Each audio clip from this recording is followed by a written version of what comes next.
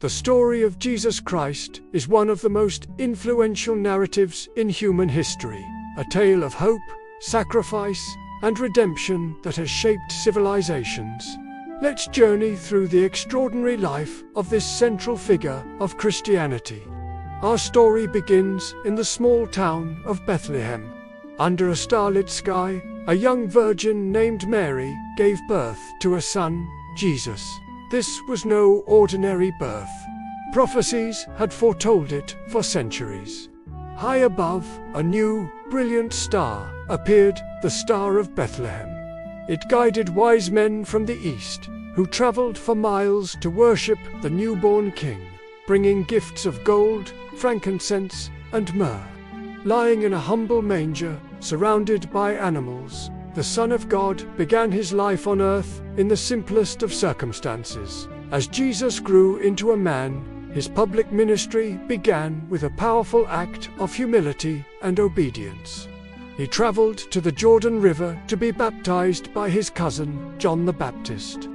As Jesus came up out of the water, the heavens opened, and the Spirit of God descended like a dove, resting upon him.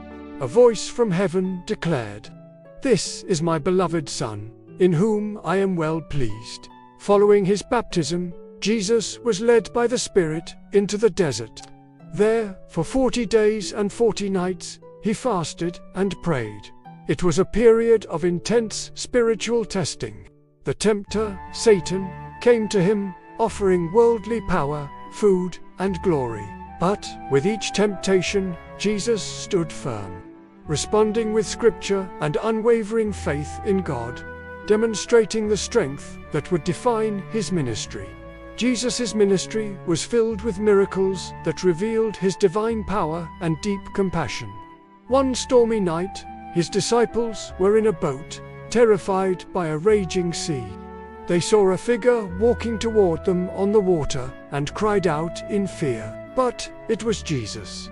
He calmly stepped into the boat, and the wind and waves ceased, leaving his followers in absolute awe of his command over nature. Another time, a massive crowd of over 5,000 people had gathered to hear Jesus teach. As evening approached, the disciples worried they had no food for so many. A young boy offered his small meal, just 5 loaves of bread and 2 fish. Jesus took the meager offering, gave thanks to God, and began to distribute it. Miraculously, the food multiplied, and everyone ate until they were full. There were even 12 baskets of leftovers, a powerful lesson in God's abundant provision. Perhaps one of his most astounding miracles was the raising of Lazarus. Lazarus, a dear friend of Jesus, had been dead and buried for 4 days. When Jesus arrived, Lazarus' sisters, Mary and Martha, were deep in grief. Jesus, moved with compassion, went to the tomb and commanded, "Lazarus, come out." To the astonishment of everyone present, Lazarus walked out of the tomb, alive and well. A profound sign of Jesus' power over death itself. As the end of his earthly ministry drew near, Jesus gathered his 12 disciples for a final meal, known as the Last Supper. During this Passover meal, he washed their feet, teaching them about service and humility. He then broke bread and shared wine, instituting a new covenant. He told them the bread was his body and the wine his blood, given for the forgiveness of sins, an act Christians continue to commemorate. But the evening was also marked by sorrow. Jesus predicted that one of his own would betray him. That disciple was Judas Iscariot.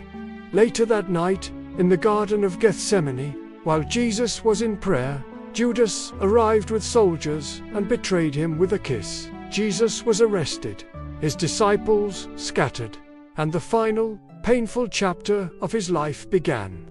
Jesus was subjected to a series of unjust trials. He was mocked, beaten, and condemned to die by crucifixion, a brutal Roman method of execution. He was forced to carry his own cross to a hill called Golgotha. There, he was nailed to the cross between 2 criminals. Even in his agony, he showed forgiveness, praying, "Father, forgive them, for they know not what they do." After hours of suffering, he breathed his last, and the sky grew dark. His followers were devastated. They took his body down from the cross and laid it in a borrowed tomb, sealing it with a large stone. It seemed like the end, but the story was far from over. On the third day, a few women, including Mary Magdalene, went to the tomb to anoint his body. They were shocked to find the stone rolled away and the tomb empty. An angel appeared, telling them, "He is not here. He has risen, just as he said." Over the next 40 days, the resurrected Jesus appeared to his disciples and hundreds of followers, proving he had conquered death and offering them peace and a new commission. After commissioning his disciples to spread his teachings to all nations, Jesus led them to a mountain. There he blessed them, and as he did, he was taken up into the sky, ascending into a cloud and returning to his Father in heaven. The disciples watched, filled with both wonder and a renewed sense of purpose, knowing he was now reigning from on high. The story doesn't end with his ascension. The final promise is that of his return. The Bible teaches of a second coming, when Jesus Christ will return to earth in glory to judge the living and the dead and establish his eternal kingdom. This is the ultimate hope for Christians' future, where all wrongs are made right, and they will be with him forever. From a humble manger to the throne of heaven, the life of Jesus Christ is a message of love, sacrifice, and ultimate victory. Thank you for joining us on this incredible journey. If this story touched you, please like, share, and subscribe for more content that explores faith and history.